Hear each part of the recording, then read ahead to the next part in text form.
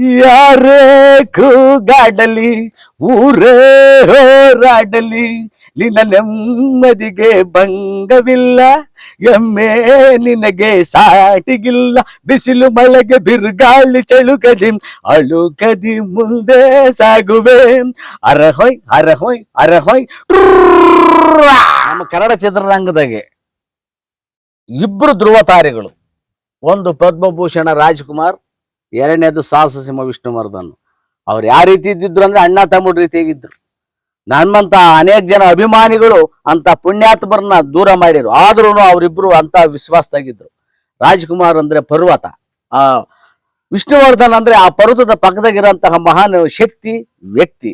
ಅಂತ ಪುಣ್ಯಾತ್ಮರು ಈಗ ಜೊತೆಗೆ ಅಂಬರೀಷ್ ಅವರು ಮೂವರು ಈ ನಮ್ಮ ಕರ್ನಾಟಕದ ತ್ರಿಮೂರ್ತಿಗಳಿದ್ದಾಗೆ. ಅದರಿಂದ ನಾನು ನಮ್ಮ ಅಣ್ಣರ್ದ ಹಾಲೆ ಆಡಿದ್ದೀನಿ. ಈಗ ಪದ್ಮಭೂಷಣ ಡಾಕ್ಟರ್ ರಾಜ್ಕುಮಾರ್ ಅವರ ಒಂದು ಹಾಡನ್ನ ಆಡ್ತೀನಿ. ಯಾಕಂದ್ರೆ ರಾಜ್ಕುಮಾರ್ ಹಾಡು ಅಂದ್ರೆ ನನಗೂ ಇಷ್ಟ. ಅವರು ಪ್ರತಿಭೆ ಕಲಾ, ಅವರ ಒಂದು ಏನು ಅಭಿನಯ ಮಾಡ್ತಾರೆ, ತನ್ನ ಮುಖದ ಭಾವದಲ್ಲಿ ಅವರು ಜೀವನ ತುಂಬುತ್ತಾರೆ. ಅಂತ ಕಲಾವಿದರುಗಳು ಬಹಳ ಅಪರೂಪ.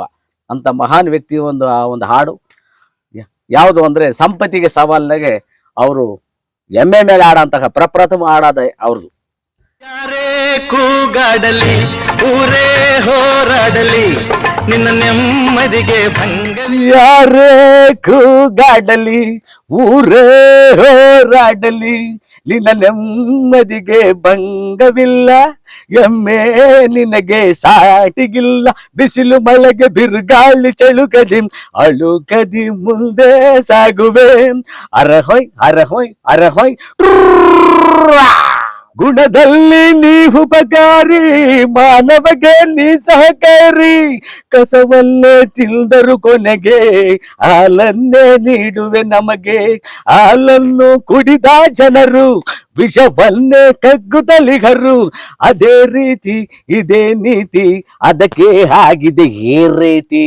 ಯಾರೇ ಕೂಗಾಡಲಿ ಊರೇ ಹೋರಾಡಲಿ ನಿನ್ನ ನೆಮ್ಮದಿಗೆ ಭಂಗವಿಲ್ಲ.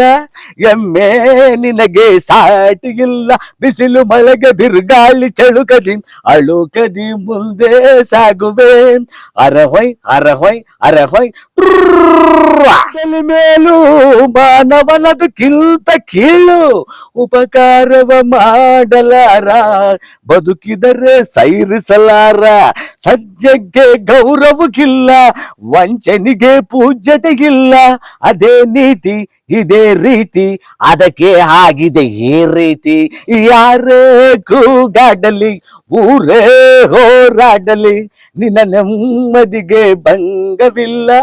ಎಮ್ಮೆ ನಿನಗೆ ಸಾಟಿಗಿಲ್ಲ. ಬಿಸಿಲು ಮಳೆಗೆ ಬಿರುಗಾಳಿ ಚಳುಕೆ ಅಳುಕದಿ ಮುಂದೆ ಸಾಗುವೆ. ಅರವೈ ಅರವೈ ಅರವೈ.